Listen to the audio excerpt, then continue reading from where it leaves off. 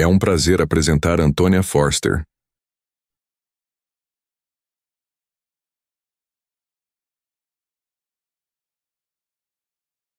Olá a todos, muito obrigada por virem. É um prazer estar aqui no Electromagnetic Field Camp. Meu nome é Antônia, minha formação é em pesquisa biológica. Fiz minha graduação em zoologia em Bristol e depois um mestrado em comportamento animal. Comecei um doutorado também em comportamento animal, mas acabei indo para a comunicação científica e apresentações em tempo integral. Pessoalmente me identifico como bissexual, o que significa que sou atraída por homens, mulheres e por qualquer pessoa que esteja entre esses espectros. Acho que a palavra pansexual também é válida, mas para mim, pessoalmente, a palavra bi é mais adequada. Também sou poliamorosa, o que significa que não sou monogâmica, ou seja, acredito ser possível ter mais de um relacionamento amoroso ao mesmo tempo. Para ser totalmente sincera, no momento estou solteira, isso está funcionando super bem para mim. Mas sou poliamorosa. Na minha vida pessoal, nem sempre no passado eu me assumi publicamente como bissexual ou poliamorosa, principalmente por conta de tanta aversão e incompreensão que existe em torno do mundo LGBT+, e da poliamoria. Costumamos ouvir muitas coisas como: não é certo, é pecado, é imoral ou é corrupto. Mas tem uma frase em particular que sempre me incomodou muito toda vez que eu escutava, a de que LGBT não é algo natural. Quem aqui já ouviu isso antes? Levantem a mão. Aposto que quase todos vocês. É muito desanimador, né? É uma ideia muito comum. Ouvimos muito essa frase, não é natural. Muitas vezes usada para justificar essa intolerância. Isso sempre me chamou a atenção porque minha área de especialidade é biologia, que tem a ver com o estudo do que é e do que não é natural. Então eu realmente quis desconstruir esse estereótipo e o uso dessa frase em particular. Ironia do destino. Uma das coisas que um dos meus pais me disse foi: "Você não vê os animais fazendo isso?", que é literalmente o tema desta palestra, como vocês vão ver. Isso me fez perceber que este é realmente um assunto necessário de se discutir. Apresentei essa palestra em alguns festivais diferentes, na Royal Society, no Kew Gardens, e em novembro passado apresentei no TED, ou melhor, no TEDx, em Bristol, para 2.000 pessoas. Também me assumi para minha família, como bissexual e poliamorosa, como parte dessa palestra no TEDx.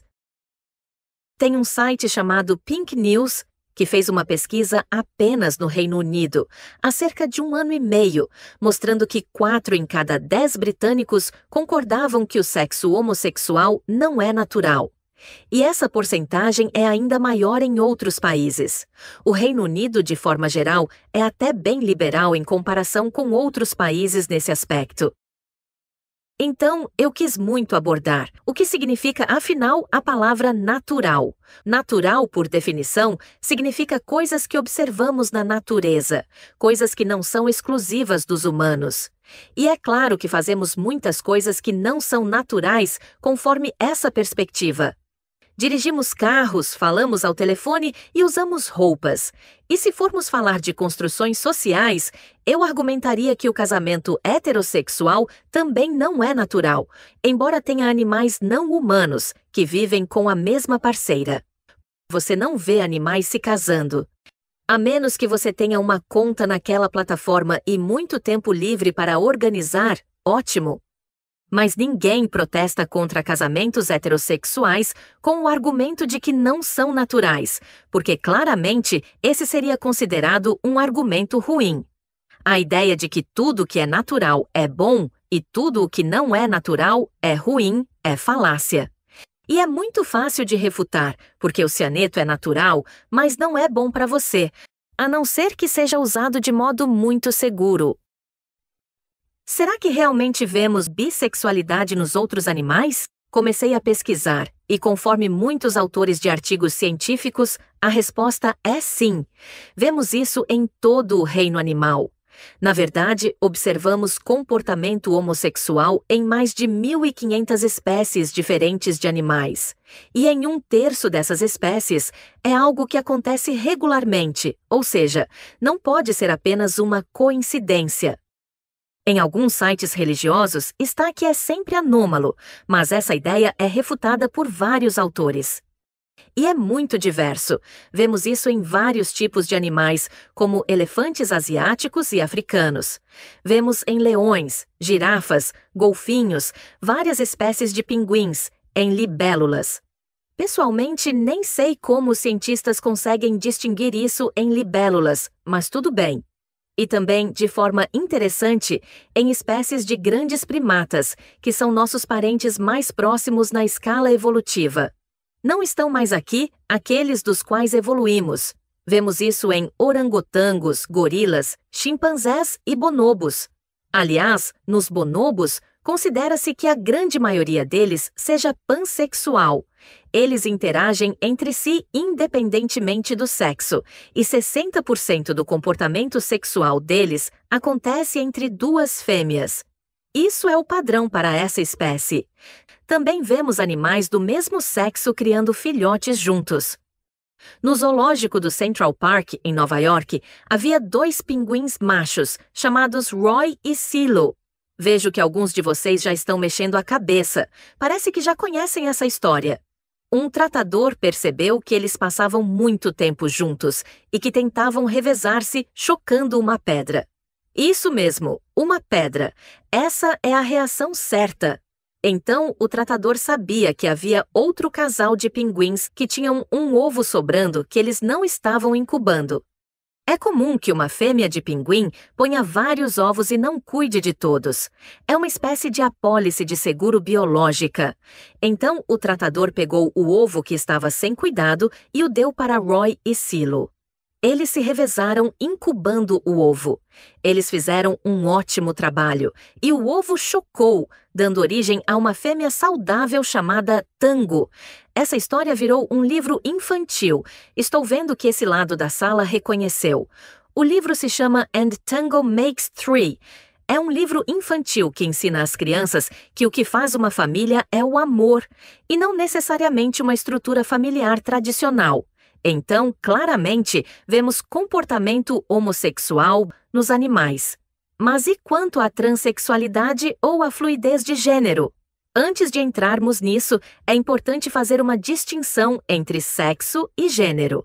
Para isso, gosto de usar um diagrama feito por Sam Killerman, chamado The Genderbread Person, que é informativo e delicioso. Este é um diagrama muito bom para explicar a diferença. Expressão de gênero, que é como você se apresenta, o que você veste. Identidade de gênero, que é quem você entende que é, o que está na sua cabeça. Orientação, que é por quem você sente atração ou amor.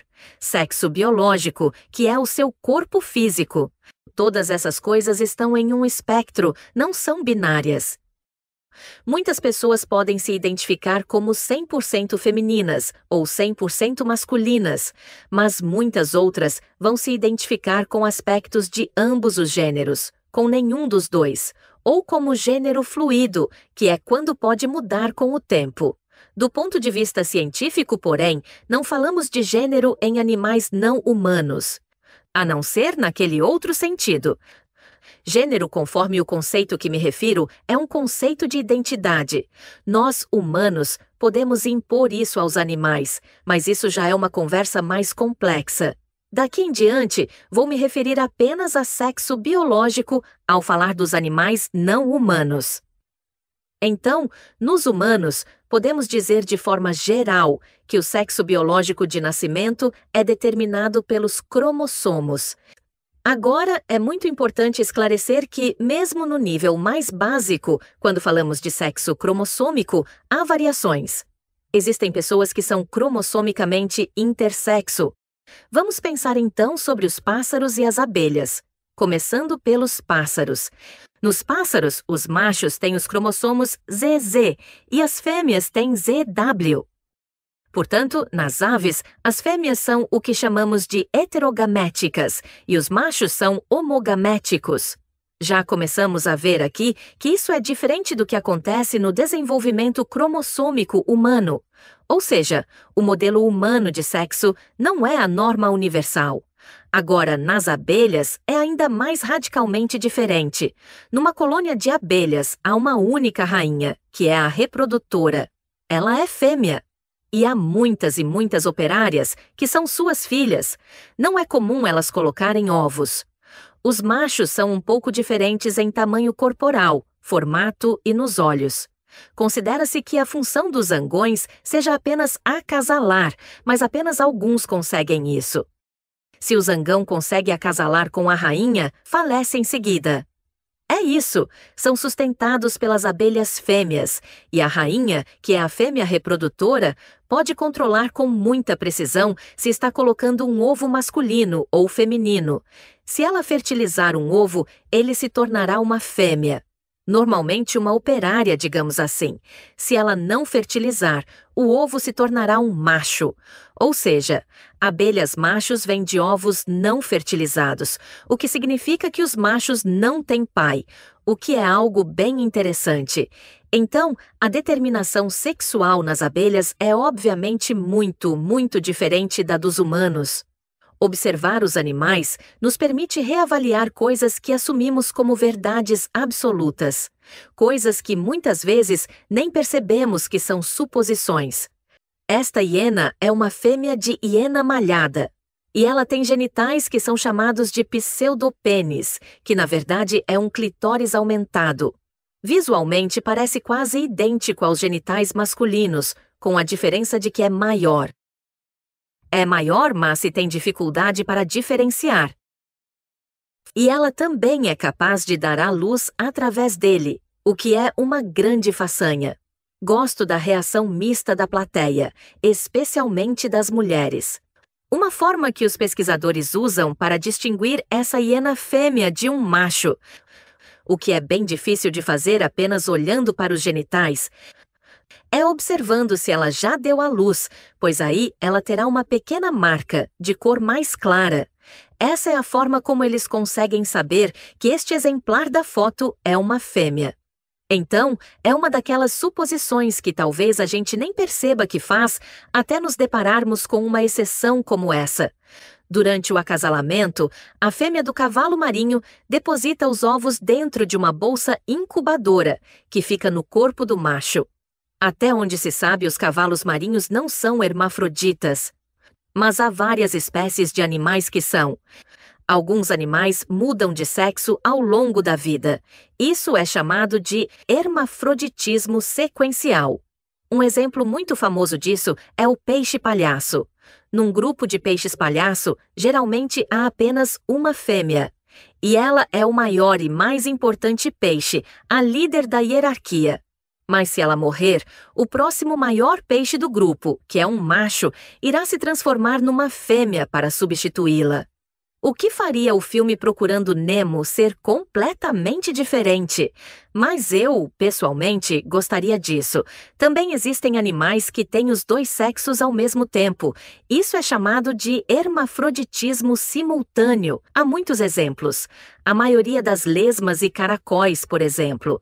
Meu exemplo favorito, pessoalmente, é a lesma banana. O nome científico significa literalmente pênis enorme. E ele sai da cabeça como se fosse um unicórnio. Quando elas querem acasalar, todas, porque todas as lesmas banana têm tanto genitália masculina quanto feminina. Cada uma insere órgãos masculinos na abertura feminina da outra, trocando esperma lateralmente. Mas, na verdade, os genitais delas são tão grandes que muitas vezes acabam ficando presos. E se isso acontece, arrancam. É natural para essa espécie. As lesmas do mar levam isso ainda mais longe. O órgão genital dessas lesmas do mar é afiado, como uma lança. E elas não têm uma abertura feminina para receber o órgão do outro indivíduo.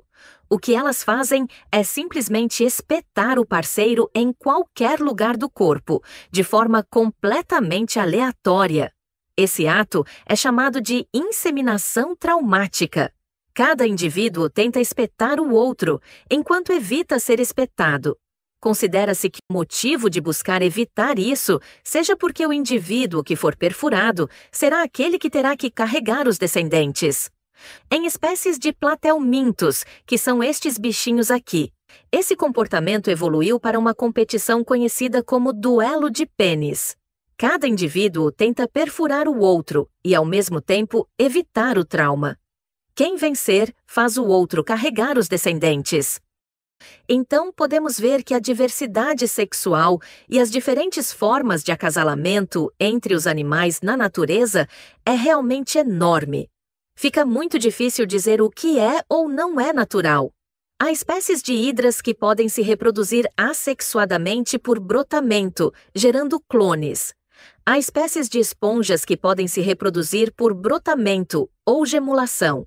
Algumas estrelas do mar podem se reproduzir por fragmentação. Existem muitos animais assexuados. Agora vem outra pergunta. Será que existe uma espécie da qual todos os animais são de apenas um sexo? A resposta é sim. Este aqui é um lagarto chamado de lagarto de cauda de chicote dos campos do deserto. E nesta espécie não existem machos. As fêmeas simplesmente põem ovos que são clones de si mesmas, num processo chamado partenogênese. Esse processo é algo que muitos animais podem fazer ocasionalmente. Algumas cobras já foram observadas fazendo isso. Tubarões-martelo já foram documentados fazendo também. Mas é muito raro uma espécie fazer isso de forma exclusiva, como é o caso desse lagarto. O que acho mais interessante é que elas não fazem isso o tempo todo, automaticamente. A fêmea só põe ovos quando outra fêmea a monta, ou seja, quando há um comportamento que imita a cópula. Isso é chamado de pseudocópula. Elas são, de certa forma, uma espécie bem empoderada, eu diria. Se existem espécies com apenas um sexo, será que existem espécies com mais de 2 sexos? Não há muitas reportagens sobre isso, mas elas existem. Tetraimena thermophila é um organismo unicelular que pode possuir entre 7 tipos diferentes de acasalamento, que funcionam, na prática, como 7 sexos. O mais interessante é que o tipo de acasalamento dessa tetraimena não determina o tipo de seus descendentes. Aliás, talvez a palavra descendentes nem seja a mais adequada. Os novos indivíduos podem nascer com qualquer um dos 7 tipos de acasalamento. Acasalam com qualquer tipo, exceto o mesmo. Por isso, funcionalmente, tratamos esses tipos como se fossem equivalentes a sexos. E este aqui é um fungo descrito como do gênero Schizophyllum, tem impressionantes 28.000 tipos diferentes de acasalamento. Isso tem a ver com a forma como o genoma dele se recombina. Ele possui 4 diferentes locais no genoma onde é possível haver recombinação. Não é incomum que fungos tenham vários tipos de acasalamento, mas passar de algumas poucas centenas já é raro, então 28.000 é altamente incomum. Então, encorajo vocês a guardarem essas informações e usarem isso como munição quando tiverem esse tipo de discussão no futuro. Muito obrigada!